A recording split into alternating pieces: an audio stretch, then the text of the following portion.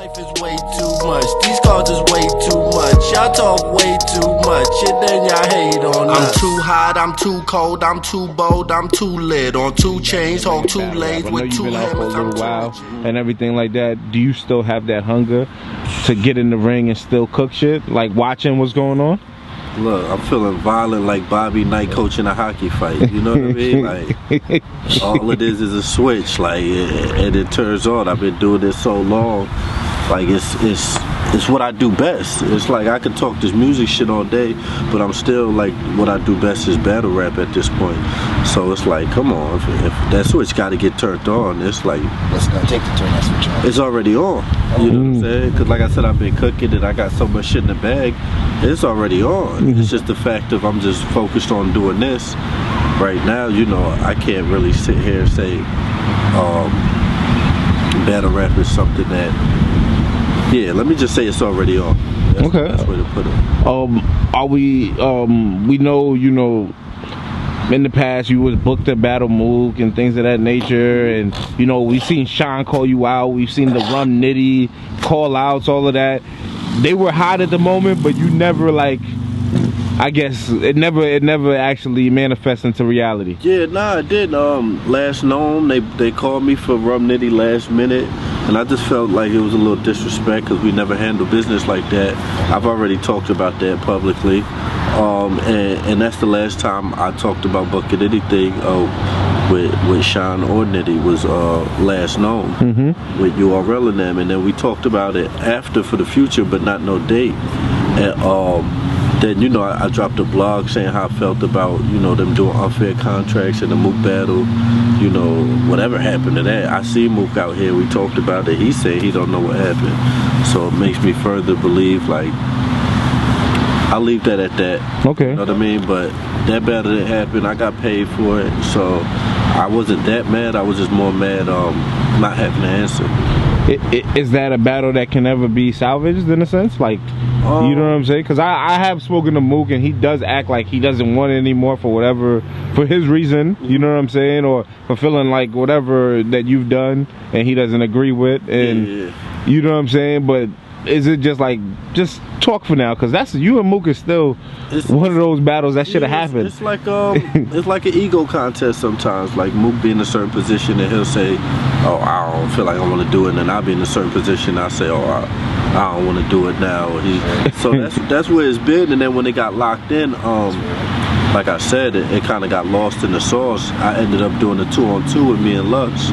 Like we was already booked for Mook when I did the 2-on-2 with Lux, and when Mook did him and Cal. And then when they start talking about him and Briz, you know, that's when more confusion came. So the Mook battle is obviously could get salvaged, but I just kind of moved past it. I used some shit the other day I had for Mook. What was this joint? Like I've been letting it fly. I had damn, cuz what was the joint I had for Mook? I can't remember. You already giving away your Mook bars and all? No, I did on the song. I did on the song called it's TMS. It's okay. But it was you want a battle rhyming session, nigga. I hope you catch a flight and departure time is 9/11. I hope you know, it was a whole like evil I wish joint. If y'all want to hear that, you know, go Positive Drug Dealer Part 2.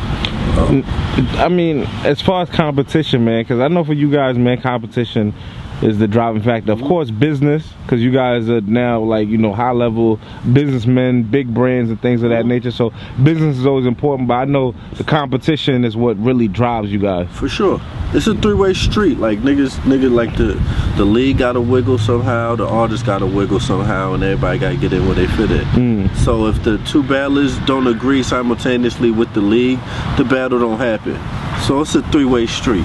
Everybody got to wiggle somehow. So like if me and Mook happen, like hooray, I would love to do it.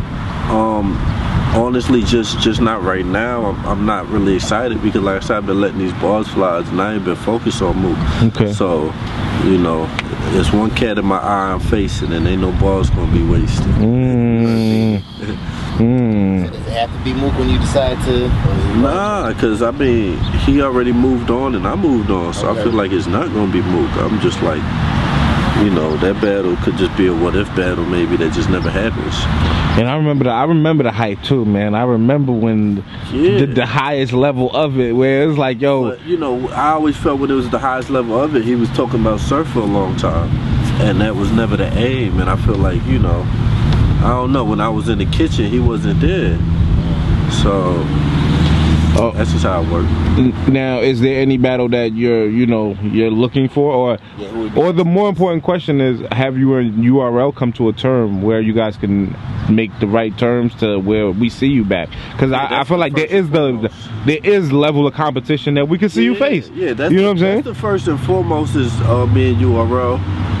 Getting to an agreement, and then we chopped it up. Recently they called me for a 2-on-2 battle, but they doing like new generation teaming up with recent generation. I'm like, it's loaded hollows, like I mean, because we only did one battle. It's not like me, like DNA and K-Shine, where they did so many battles people know. Okay. Like they know to see them together, like But yeah, it's loaded hollow. So they called me for a 2-on-2, but that's the first time we talked since, and that was I think a week ago. You know what I mean? And like it's all love, bro. I still watch the events. I'm not big on holding grudges. I'm big on finding a solution and moving on. So it's like, you know, we're at a point where we both know that we helped each other grow, and we don't need each other to keep growing, but it would be great to grow together. You know what I mean? So we'll definitely get to that fork in the road. That's how you say it, the fork? Yeah. Yeah, and then we're gonna wiggle somehow, and we're gonna make history again. We always make history. So okay. Feel about the settings now. I know you said the settings. You rather the yeah, I know you. I'm not excited. I'm not excited. It says tough. Like it's a tough steak. setting. Yeah, that joint's like a dry steak. Yeah, like.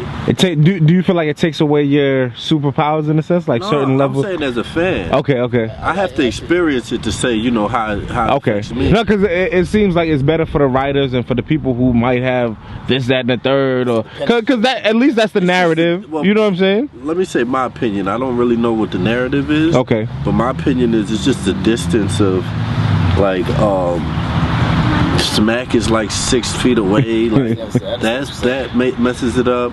If they gonna have the battlers there, just bring them in. Yeah, the interaction is like these dudes are in the same room coming in together. Some of these dudes are staying in the same hotel, and for camera, you know, it's all, you know, I don't want to get into, you know, what people beliefs are, but at the end of the day, it's all propaganda. It's like with the NBA, they're wearing masks, but they're all in the locker room together. Like hugging and high-fiving. Like, what is the point of them wearing masks on the bench? What is the point of promoting? It's like they don't say nothing about the mask behind the scenes, but when the camera's on, wear your mask. Put your mask on. Yeah. You know what I mean? And it's just, that's what it is. Look at Tampa Bay, the Super Bowl. There's like 20,000 people at the Super Bowl. Then the next day partying on water. I mean, no mask. You know what I mean? But at the Super Bowl, they had to wear masks. I mean, yeah, but I'm saying the people on the side? In the stands, they had to wear masks. Yeah, so you're saying for etiquette, for the look of it, but when we back to our shit, we back to our shit. Yeah, that's why I'm like, I could wait it out, no disrespect, but, you know, I'm not in a rush, like, you know what I mean? Like, Don Vanucci gonna be here regardless, like, I'm not in a rush. Like, I could, if this thing blow over, I give it by like towards the summer of this year. If shit ain't moving, I'm gonna be like, okay, this is how it's gonna be. Let me adapt to the climate. Gotcha. But I've been just chilling right now, so that's why, you know, you ain't see me. That's the second reason why y'all ain't see me. So what if they can get like a decent crowd in this kind of setting?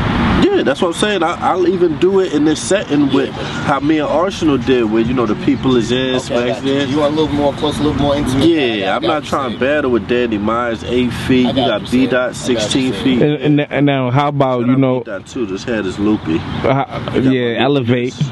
Stay loopy. Y'all support my nigga B-Dot, man. Stay loopy. How about with the setting where it's just like with Mook and Rock, where it's just nobody, just Smack there? See, that's Mook thing.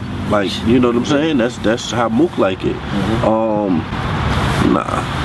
So you wouldn't never say never, but I'm just saying my preference would be like a Smack there. So would it be a challenge in your mind to have to do that? Okay. I mean, doing this setting is a challenge, period. That's why I can't sit here and say, oh no, I would do better than everybody. Even though that's how I feel in my heart, but I really still got to be out there and do it and see certain intricacies I wouldn't notice. You know, everybody could look outside and be like, oh nigga, I could box. That nigga look like he weighed 140 pounds. You know, seeing undercard fights, or you might watch a basketball game and be like, nigga, I could be a 12th man, but when you're in there, you learn certain intricacies and certain things you don't see watching outside in. So I have that understanding.